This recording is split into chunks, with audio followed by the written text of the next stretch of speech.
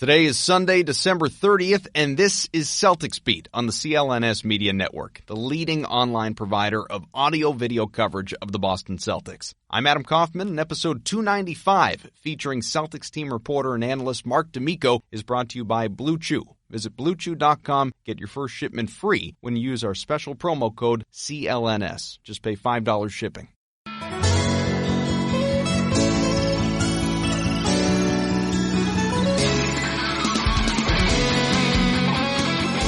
Well, we're here, the new year rapidly approaching, and for many reasons, the Celtics probably looking forward to 2019 to put much of, at least the latter part of 2018 behind them. Adam Kaufman, this is Celtics Beat, and let's jump right in because, I've done, in my life, thousands of interviews, and on the Celtics, certainly hundreds, if not approaching thousands, and for the first time, believe it or not, I find it hard to believe, Marc D'Amico, reporter and analyst for the Celtics team site, joining me here. I can't believe that we haven't chatted before, at least, on the air, but long overdue.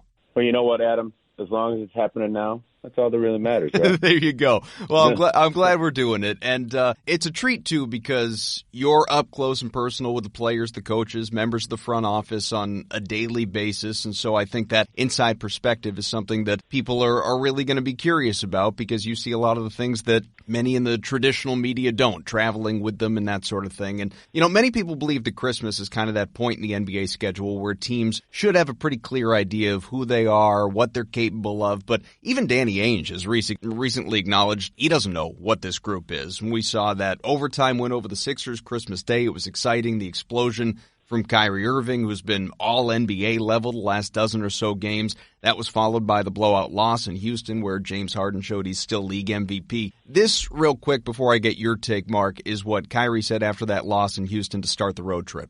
Yeah, we have the talent, but it's not enough in this league, man. It's not enough. For us, it's just about making sure that we're doing the little things. I was talking to our big, a couple of our guys, a couple of our veterans, and just making sure that we stay on our young guys as well as us, having the responsibility of doing the little things, boxing out, just limiting those guys to one shots per possession. They're a great team, but you limit them to one shot, those long rebounds, those leak outs, those, little things that they get to allow them to score 120 plus points.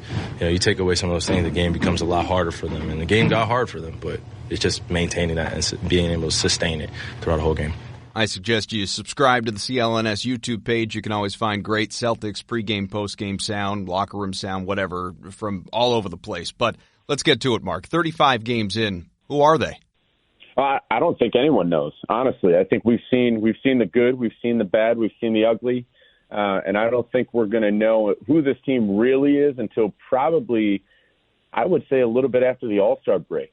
I think a big component in that, and that's kind of been the elephant in the room for the whole season, is Gordon Hayward. And no one in their right mind would expect Gordon Hayward to be back to even close to where he was prior to the injury at this point. I mean, he went a year plus without playing basketball at a high level. He was rehabbing for, let's say, 95% of the time before training camp came around in September, in terms of, being able to play full-fledged basketball. He's only 2 or 3 months removed from that, from not being able to play full-fledged basketball 5-on-5. So, it's going to take a long time for him to get back. Do I think he's going to get back to where he was before the injury? Yes. At some point that's going to happen. Do I know if it's going to happen this year? No, I don't. But his struggles have certainly been an issue. And then, the same thing has been the case with Terry Rozier. He's kind of had a little bit of a roller coaster season this season and going back to the bench after last season's outstanding postseason play. But those two areas, and then as well as Jaylen Brown with some inconsistencies, we don't know who the Celtics are right now because of that. We know who that starting unit is. We know who Al Horford, who Kyrie Irving, who Marcus Smart. We know who all of these guys are, but those other three guys are integral parts of this team. And if they're not playing well, the team's not going to play well. If they're playing great, the team is going to be great. And that's what we've seen this season, right? This team has beaten a ton of the best teams in the NBA so far, even despite the struggles early on with the 10-10 record to start the season. But that's really the issue in my mind in figuring out who this team is. Right now, it's a team that can beat anyone, and it's a team that can lose to anyone. And I don't think that's going to be the team that we see once the season comes to an end, because I do expect, and this is based upon, a large portion of games that these three guys have played in their careers. I don't expect those three to still struggle come the end of February, going into March for the stretch run of the season. And as a result of that, I think that's when the Celtics are really going to be playing great basketball and not be a team that anyone wants to play in the playoffs. So on Hayward, Jamal Crawford had this tweet that you actually retweeted saying, he wrote, you could see Hayward still finding his way, rhythm, not only the injury he had to adjust with. This is like a whole new team for him from Utah. He'll come up big in the playoffs, though. So you appreciate the confidence and obviously the support that he's been getting around the league. I don't have to tell you that people are worried. They're being very critical. I have long said, going back to the summer, that I'm giving him till February to really evaluate where Hayward is. But regardless of where he winds up by season's end, you look at it right now, raw numbers which do not tell the whole story. He's averaging 10 points in 27 minutes. He's had some flashes defensively. At other times, looks a little bit lost. The rebounds are probably a little bit better than most people would have expected. Away from the microphones, away from the media, just sort of behind the scenes, does he seem frustrated? Is the confidence unwavering? Where is he right now? I don't see any frustration behind the scenes. I think you can certainly see it in front of the scenes, on the court, when the cameras are on. You can certainly see that during games. There's times where he can't get quite as much lift as he needs to around the basket. There's times where, he tries to finish a layup or something that he would normally make prior to the injury, and he misses, and you can see the frustration on his face. But behind the scenes, I honestly have not seen a drop of that. He's been, I think, the same guy that he's always been, joking around with the training staff, with his teammates, has a smile on his face. That's the guy that I've seen 24/7 off the court, behind the scenes, on the buses, on the planes, since the season began. I think he's happy to be back. Think about the place where he's at now. Even if he is struggling, he's playing basketball right now, right? And I think that's the perspective that he has in his mind as compared to a year ago today. Think about where he was a year ago today, right? He was in a bad place, and he didn't know if he was ever going to play again. And now here he is, playing in the NBA, playing for the Celtics, and this team has a real shot to make a run if they can all get it all together. I think he knows that, and I think I really think that the injury gave him some perspective that, things take time, and you can't rush into anything and assume that things are going to, an issue is going to be rectified in the short term. You've got to give it time to take care of itself, and that happened with his injury, and I think now it's also got to happen with his comeback, and I think that's why he's been able to, kind of keep the frustrations on the court and not really take them into his off-the-court life. You acknowledged Jaylen Brown. I mean, he's been a disappointment to this point. He's certainly been inconsistent, so you kind of had to laugh when Marv Albert accidentally called him Jalen Green the other night in that Rockets game. I've had so many discussions on this show about where he's at mentally, but I refuse to believe that he just forgot how to shoot because he's frustrated with his fit on the team, let's say. I mean, he's shooting 41%, 27% from three, again 65% from the line, which I realize is career consistent for him, but there was the perceived improvement toward the end of last year. He's still banged up. He's dealing with the hand injury, but is it the hand or is mechanics off? What's the explanation here? I don't know what the explanation is, but I would have to think that it's a combination of all of the above. And let's also not forget he's going to the bench as well. This is a guy who started in a playoff run that nearly went to the NBA Finals, and now he's moved to the bench with a totally different group than what he was playing with during that run. So I think it's at this point probably a combination of the hand injury, a confidence situation, a playing with a new group. Honestly, it's actually a lot of the same stuff that's playing into Gordon Hayward. Jaylen Brown's not coming back from an injury, but all of the rest of the stuff, that's all playing into it. These guys are playing with a new group. These guys are playing in a new role than they've ever played really in their career. Obviously Jaylen came off the bench for the majority of his first season in the NBA, but that was a while ago. So it takes an adjustment, and adjusting roles when you were one of the main options in a playoff run that nearly went to the NBA Finals. I don't think people understand, on the outside about how big of an adjustment that is, and trying to figure out how to make an impact on a nightly basis when you aren't playing in that role that you succeeded in at such a high level in the previous season. But Jaylen Brown is one of the most intelligent guys I've ever met. And, at his age, to be able to say that is quite a thing. And so with that being said, I expect him to be able to figure this out in the long term. And like you said, it's not like he just suddenly forgot how to shoot or lost his ability to shoot. It's going to come back at some point. As Brad Stevens always says, the law of averages always figures itself out.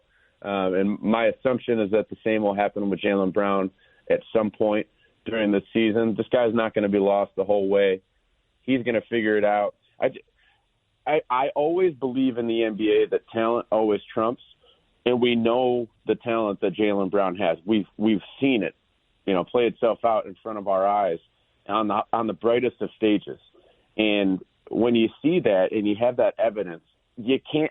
I personally can't believe that that's just going to disappear. And so far this season, it hasn't been there. And that's why I think it's going to come back at some point, and hopefully it's sooner rather than later. We'll get right back to Marc, but guys, you remember the days when you were always ready to go?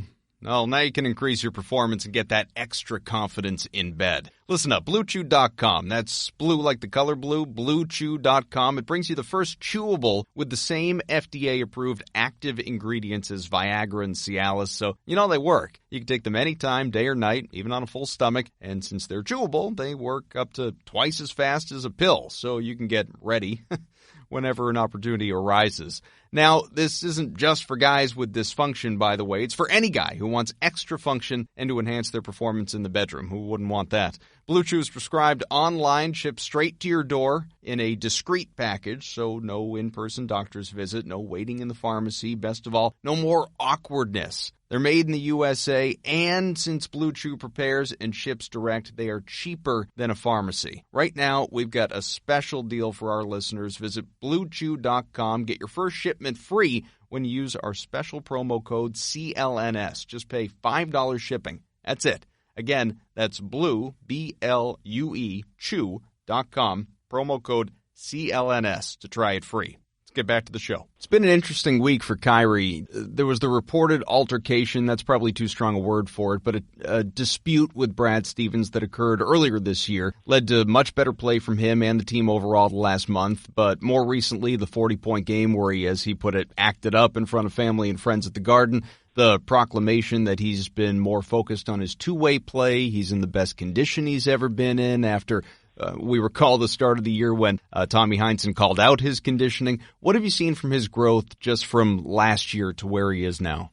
Well, the thing that stands out to me isn't necessarily growth as a player, and more so growth as a person. I mean, the things that he's saying this year are totally different than what he was saying last year. Last year, he was in the movie Uncle Drew, right? Well, I feel like he was kind of like everybody knows he was in Uncle Drew. Yeah. Well, I feel like he was kind of prepping for that role with the way that he was speaking to the media for the whole last season. I feel like he was acting a little bit. He was saying the right things that he felt he needed to say to kind of be in the right light here in Boston. And this season, I think he's really being himself, and I think he's found himself a little bit. I was talking about this recently to an NBA scout. He's not. Last year, you would have never heard him say, like, I don't care about scoring. I don't care about all-stars. I care about winning. You never would have heard him say that. He's saying those things now. He's just in a different place, I think, mentally. He's so comfortable in his own skin. He's comfortable in, trying to build a legacy of winning and not necessarily, being a top flight scorer who made 10 to 12 all-star games in his career. He's fine with not having that other stuff if he can get the thing that he's really searching for, and that's to get back to the top of the NBA, where he was a few years ago with the Cleveland Cavaliers. So I think that's the biggest difference for me, and just listening to him talk on a day-to-day basis. He seems so comfortable in his own skin. He's not acting. He's not saying what people want to hear. He's saying what he truly believes. And what he truly believes this season is really interesting to me for a top flight player like him. How many times do you hear, a perennial all-star player say, I don't care about how many points I score or how many all-star teams I make. I care about he literally said those things don't matter. I mean, yeah, it's a different player say that. Yeah, it's a different tune than obviously James Harden after the Houston game saying, "Yeah, I belong in the MVP conversation." Yeah, like, why wouldn't exactly. I be? It's a different approach to things, and that's good. One thing I care about though is Irving getting to the free throw line because he's at a career low 3 a game, 3 and change anyway. And I know we were kind of spoiled by Isaiah Thomas in that regard. He would just get to the line at will. But does Irving have to be more aggressive? Not that he doesn't go to the hoop. He does. He just doesn't tend to draw contact when he's inside. Do we need to see more of that?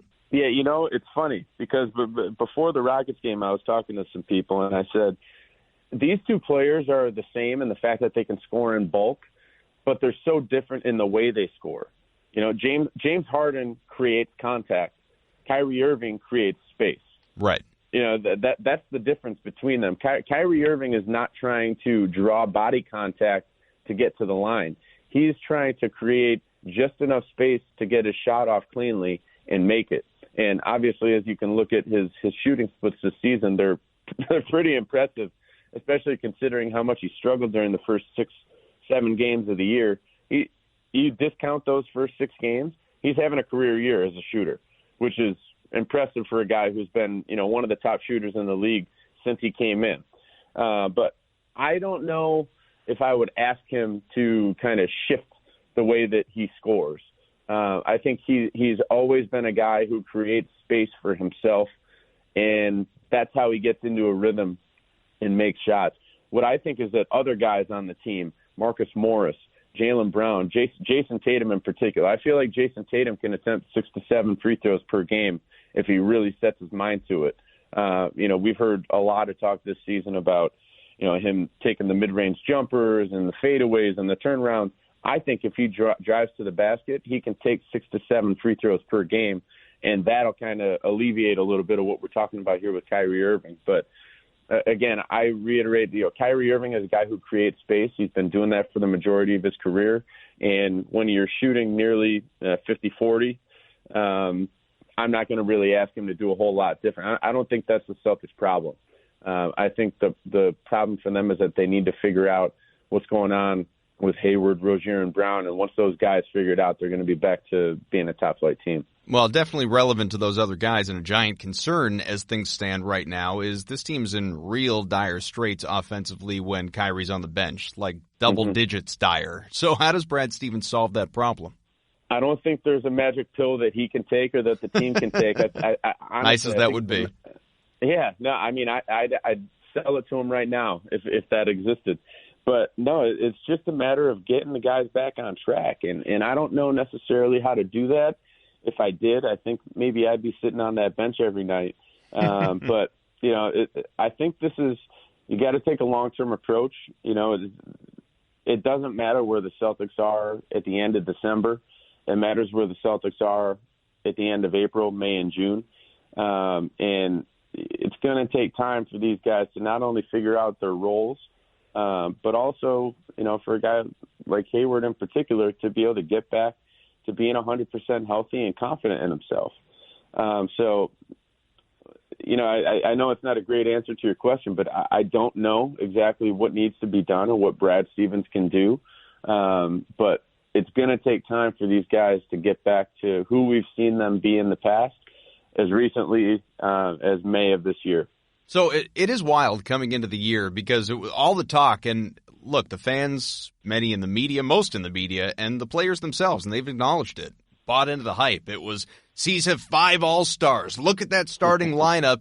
They've got 1. I mean, maybe 2 if Marcus Morris were to be considered, and I doubt it, quite frankly, as good as he's been. Brad Stevens is as level-headed, as even keel, as any human that you will meet, I think, who walks this earth. But does he seem frustrated or taken aback by all the inconsistency and underperformances so far? No, never. You will never see. He might say something to his wife when he goes home at night, but you're never ever going to see that man frustrated on a consistent basis. You might see him put his head down or ask a question to a player like, what kind of shot was that in the middle of the game? But you're never going to see him carry frustration on a long-term basis or on a day-to-day basis. It's just not who he is. He's inherently a positive person. You're just never going to see that. I mean, he's the same guy every single day, and I think the reason behind that is kind of what I alluded to earlier, that this isn't a where are you at the end of December thing, and he knows that. There's plenty of time for the Celtics to get things together. And, they've won 10 out of their last 14 games, so it's not like they're at the bottom of the barrel in the East, So I think that he understands that he's seen this team play at a high level. He knows what they're capable of, and that in his eyes, I think if you would ask him, there's a high probability of them being the team that they want to be come the end of the regular season. Well, to that end, I think most people still believe the Celtics will be there at the end and could still overtake the Raptors in the postseason to face the Warriors for a championship and all the different things that we've been talking about going back for months. But at what point does that feel like a pipe dream for this year? Because we are halfway through the year almost. Yeah, it's kind of strange that I don't know if there is an answer to that, and the answer to that might be when the season's over, because even if the Celtics go into a playoff series and they go down 0-2 or something like that, I think all of us are still going to look at the Celtics and say, man, they still got the talent that they can dig themselves out of this hole. Sure. That's personally how I feel. Like I feel like the time when we realized that the Celtics just couldn't get it together might be when the season is over. I just don't know if there's a situation where we're all going to say, like, okay, it's just not happening.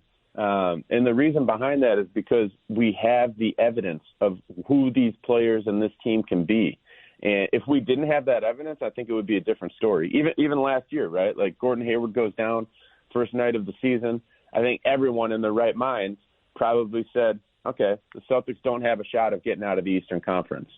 When they lost Kyrie Irving, okay, the Celtics definitely don't have a shot at getting out of the Eastern Conference because you didn't have any evidence of Jason Tatum. You didn't have any evidence of Jaylen Brown. You didn't have any evidence of Terry Rozier stepping up and being key players in the postseason. Now we have that evidence. So it's really hard, I think, for all of us to kind of throw the Celtics in the bucket at any point and say, all right, their season's done. There's no way they're going to get to where we want them to be. So that's how I feel. I feel like, it's going to come down to the end of the season if they don't figure it out before then. If they don't figure it out in February, March, April, I think it is going to be a thing where, the Celtics are in the postseason and they might be playing a much better team and everyone, thinks that, hey, this team still has the talent that can beat them. It's just one of those teams.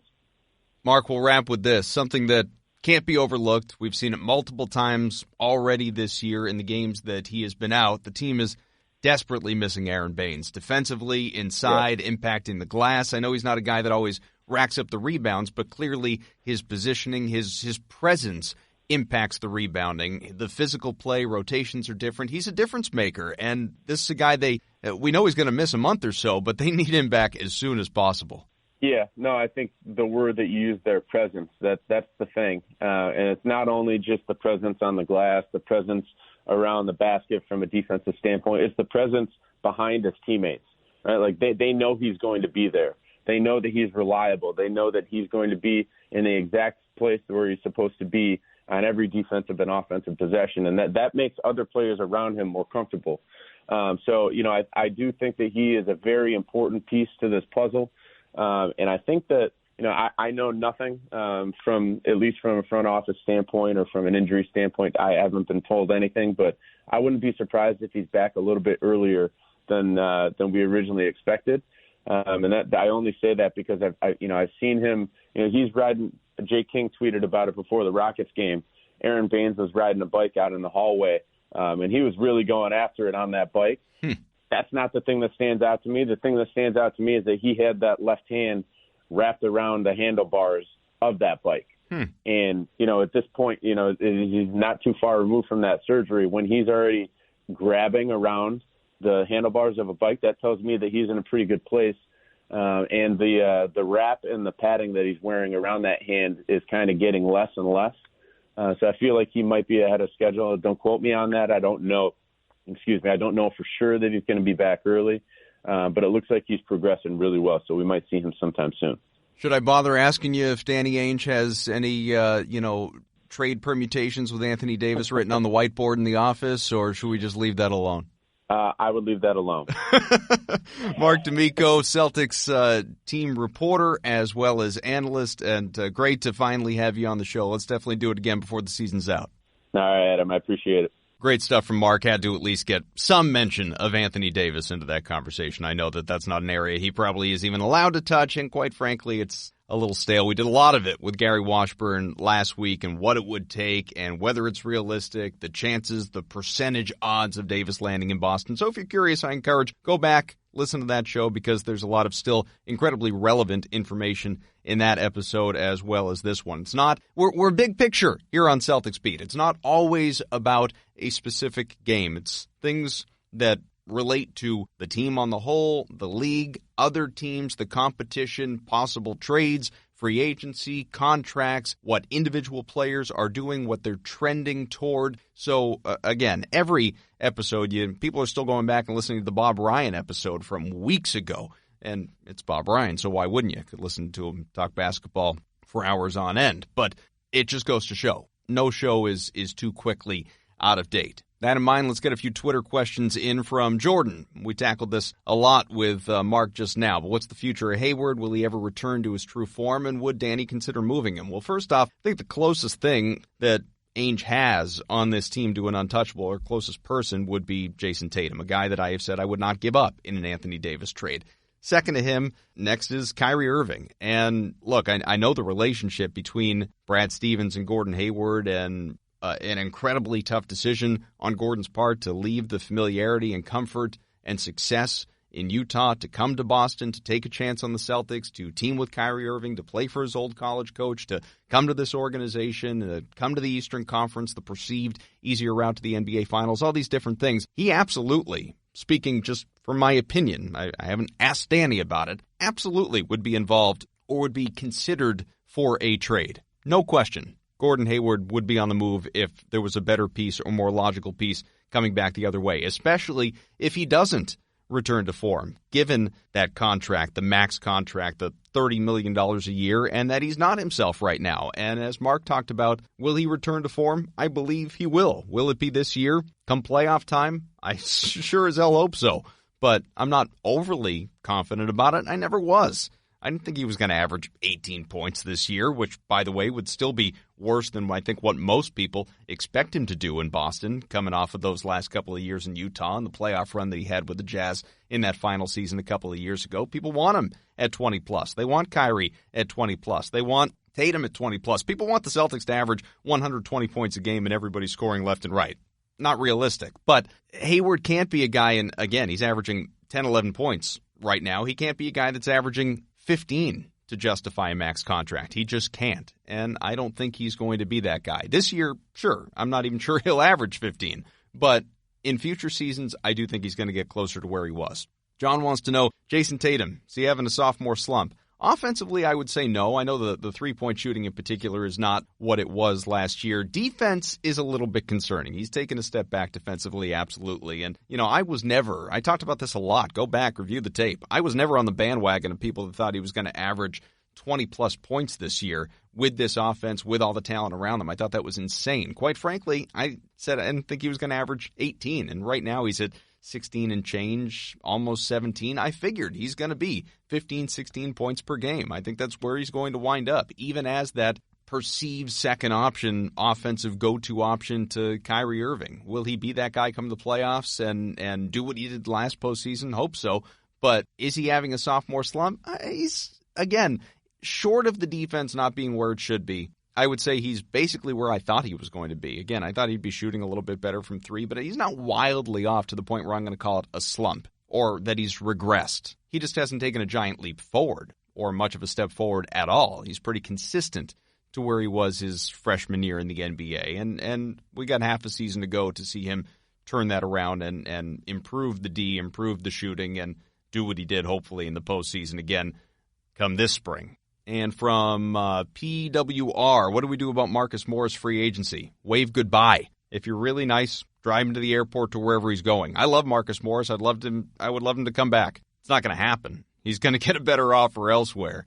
Talked about that with Sean Devaney a couple weeks back. He's going to get that 4 for $60, potentially. 4 for $50 even. He's not going to get it from Boston, not with all the mouths to feed already here, and there are limits. Yeah, you can pay into the tax for your own guys, and you can rack up that money, but you're only going to do that to a certain point and for certain guys. You'll do it to re-up Al Horford, probably, depending on his health, and more years, lower AAV, average annual value. Maybe, just maybe, and highly unlikely, Terry Rozier enters into that conversation. Again, there's like a 2% chance of that, unless they're willing to trade Marcus Smart. Marcus Morris, while, again, love to have him back.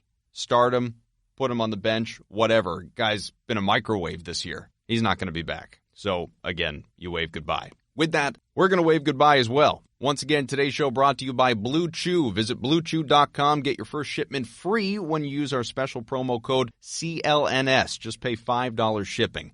Thanks again to Marc, my producer, Evan Valenti, to Nick, to Larry, to John, everybody at CLNS Media who make all of this possible. You should subscribe not only to the CLNS YouTube page for a whole bunch of great audio content, but obviously to the Celtics Beat podcast specifically. Do it on iTunes. You can listen on Stitcher. I tweet out the links. Get me on Twitter. We'll always engage in C's debates at Adam M. Kaufman. And you guys make a difference. You really do. So leave us a rating, 5 stars, leave us a review, whatever. We appreciate knowing that you're out there. The downloads show it. We know how many people are listening, but it's always good to know, to interact, and to experience, what you're experiencing listening to the show. You provide a lot of great questions. We thank you for submitting those as well. Sorry we couldn't get to all of them, but hopefully in the new year. And I can't believe this is the end, basically. This is the end of December 2019. That'll be our next show. It is on the way very soon, and hopefully a whole lot more Gino in the new year than we've been experiencing here late in 2018 as well. Happy New Year. Be safe. Be healthy. Have fun. Talk to you again soon.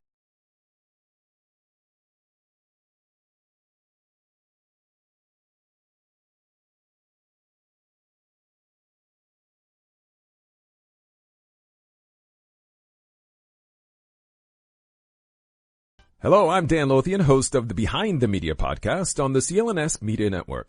Along with Jimmy Young, we dive into the biggest media headlines each week with honest, informed, and sometimes irreverent perspectives. It's not all serious. We deliver information and entertainment. As we like to say on Behind the Media, we find the interesting in media so you don't have to go searching for it. Listen to our podcast and get prepped for the next trip to the water cooler. Subscribe to Behind the Media wherever you get your podcast, or find us on www.clnsmedia.com.